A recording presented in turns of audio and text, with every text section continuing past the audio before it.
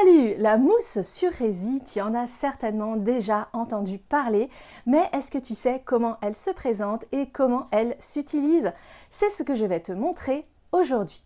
Et pour pouvoir l'utiliser directement, je te fais un tuto pratique et rapide en cousant un panier de rangement rectangulaire en toile de jute. Et reste jusqu'à la fin, je te réserve un bon plan pour que tu puisses te faire plaisir en couture avec des matériaux de qualité.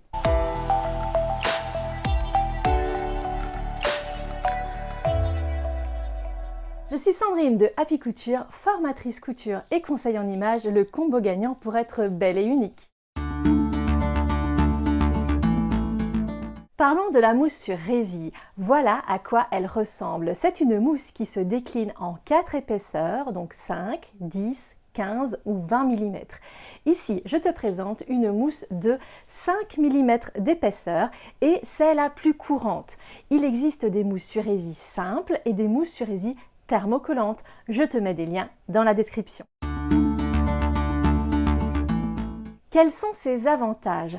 Tout d'abord, elle se coupe très bien avec des ciseaux ou un cutter rotatif. Ensuite, elle passe à la machine à laver et ça, c'est un super avantage. Et surtout, elle apporte du maintien et de la souplesse à tes projets, notamment pour les sacs. Quels sont ses inconvénients? Le seul que je vois, c'est sa composition, puisqu'elle est composée d'un côté d'une mousse polyuréthane qui est contrecollée à de la résille en polyamide. Quelle est son utilisation? Alors, la mousse sur résille permet de rigidifier un tissu facilement, il permet de matelasser un tissu très facilement également, mais on l'utilise aussi pour le garnissage d'un fauteuil ou de la sellerie automobile par exemple. Voici mes astuces de pose. Il faut toujours poser ta mousse sur résille sur ton tissu principal pour que la partie extérieure de ton projet soit rigide et n'ait pas un effet tombant. Ensuite, tu as la possibilité d'utiliser une bombe de colle pour coller la mousse sur ton tissu.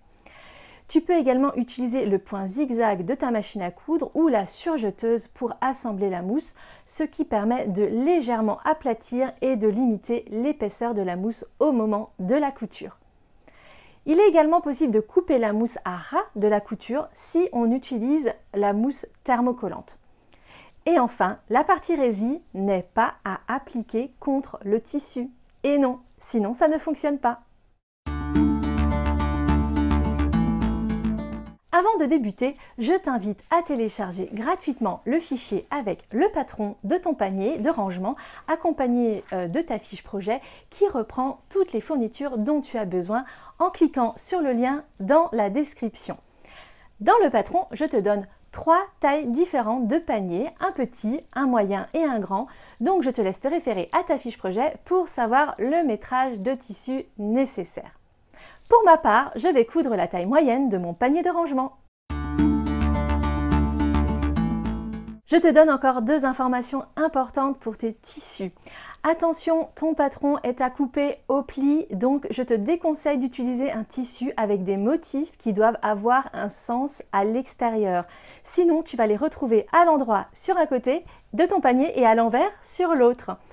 Pour la découpe de tes tissus, ton patron est à utiliser au pli du tissu, donc ton tissu doit être plié en 2, le patron posé dessus et ensuite tu peux seulement couper tout autour. Pour mon tissu principal, j'ai choisi le recyclage d'un sac à café en toile de jute. Il mesure environ 1 mètre de haut sur 70 cm de large. Donc, je viens positionner mon gabarit au niveau du pli du sac, ici, comme ceci, et je viens découper tout autour.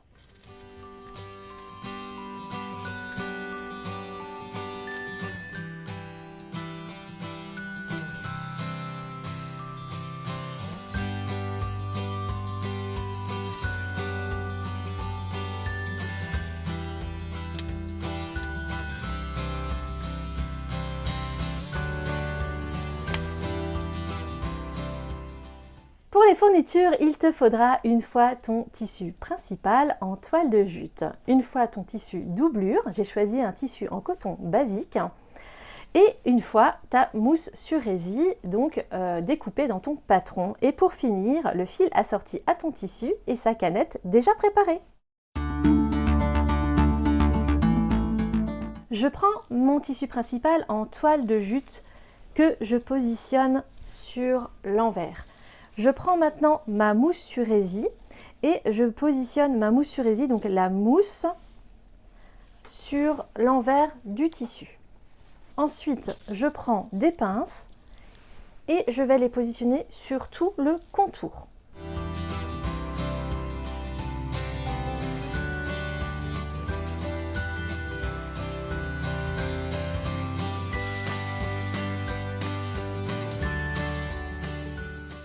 Ensuite, je fais un point zigzag sur tout le pourtour. Attention, le point zigzag ne doit pas dépasser 0,5 cm de large pour ne pas empiéter sur la marge de couture. Si tu as une surjeteuse, tu peux également surjeter les contours, mais fais bien attention à la largeur de ton point.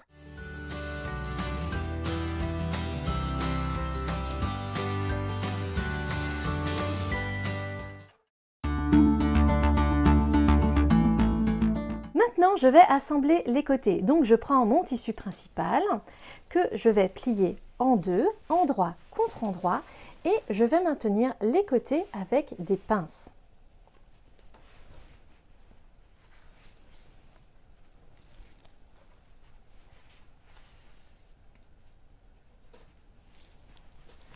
Puis, je fais une couture droite à 1 cm du bord pour fermer chaque côté. Et tu vas faire la même chose avec ta doublure.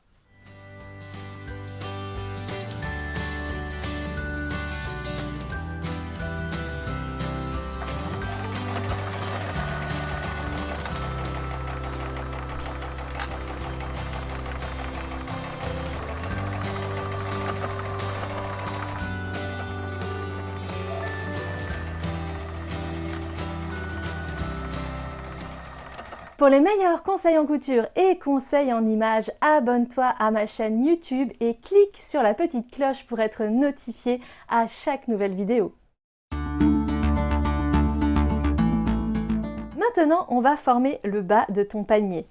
Tu vas étirer et aplatir les angles comme ceci, en écartant bien tes coutures, et tu vas les maintenir avec des pinces.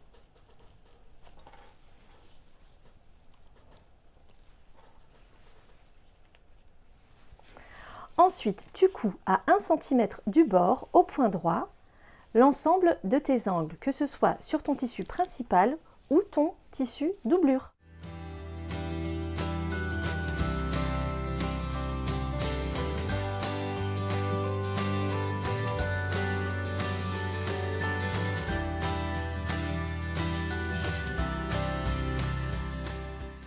Ensuite, tu retournes ta partie doublure sur l'endroit en faisant bien ressortir les angles.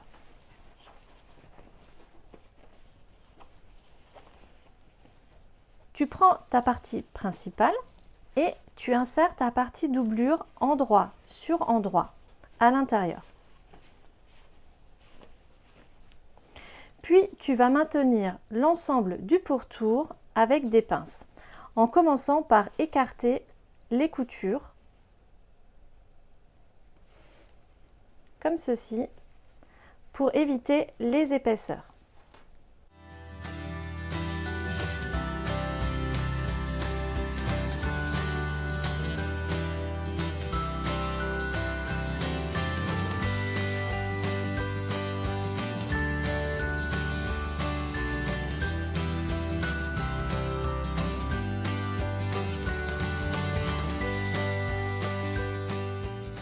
Maintenant, tu vas faire une couture à 1 cm du bord en laissant une ouverture d'environ 12 cm pour pouvoir retourner ta panière. Une fois tes coutures réalisées, c'est maintenant le moment de retourner ton panier de rangement sur l'endroit par l'ouverture que tu as laissée.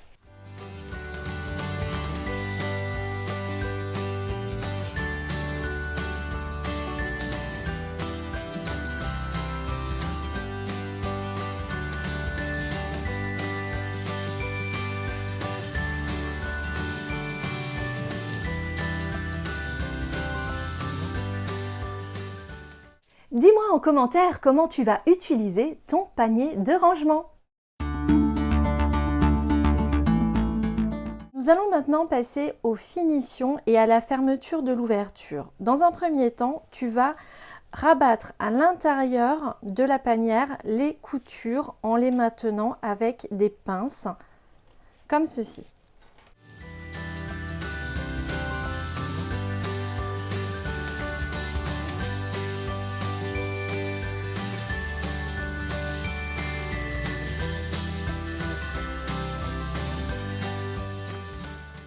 Il est temps maintenant de fermer l'ouverture. Tu vas rabattre les marges de couture vers l'intérieur et les maintenir avec des pinces.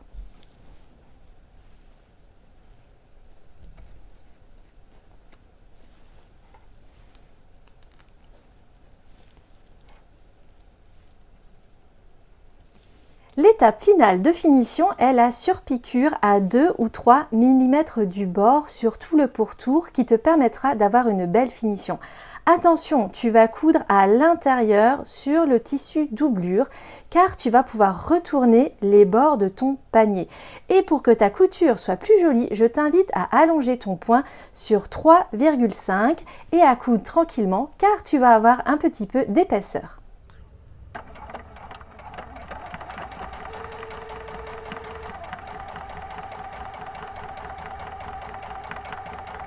Maintenant que ta couture de finition est terminée, tu peux choisir de laisser ton panier comme ceci ou bien rabattre les bords sur environ 3 cm. Je t'invite à bien aplatir tes coutures sur le côté comme ceci pour bien préformer ta panière et qu'elle ait une très jolie tenue. Un grand bravo à toi, tu viens d'utiliser une nouvelle technique de couture et de passer à l'action en réalisant très rapidement un panier de rangement super pratique. Alors, la mousse sur résille est une technique que tu peux utiliser pour plein d'autres projets que tu peux retrouver sur ma chaîne, comme le tote bag avec les panneaux en jacquard, le sac cabas, la pochette ou encore la panière à lingettes. N'hésite pas à partager les photos de ton panier de rangement et me dire pour quelle utilisation tu as choisi de le coudre sur les réseaux sociaux avec le @apicouturefr, ce qui me permettra de venir voir tes jolies réalisations. Voici maintenant ma surprise bonus et je suis vraiment très heureuse de te la proposer. Si tu souhaites acheter des sacs à café en toile de jute mais que tu ne sais pas où aller, voici le lien vers le site makoa.fr qui va te proposer une très belle gamme de sacs à café en toile de jute et nous te proposons un code promo avec 10% supplémentaire sur l'ensemble du site. Pour en profiter, il te suffit de cliquer sur le lien dans la description et tu recevras par mail ton code promo et toutes les infos si tu souhaites commander. J'espère que tu auras pris autant de plaisir que moi à coudre cette panière. N'oublie pas que si tu hésites sur le matériel de couture à avoir et utiliser, tu peux télécharger mon e-book gratuit, toujours dans la description. Et enfin, si tu as aimé cette vidéo, vas-y, c'est le moment de m'envoyer un like et de t'abonner. À très bientôt pour une prochaine vidéo.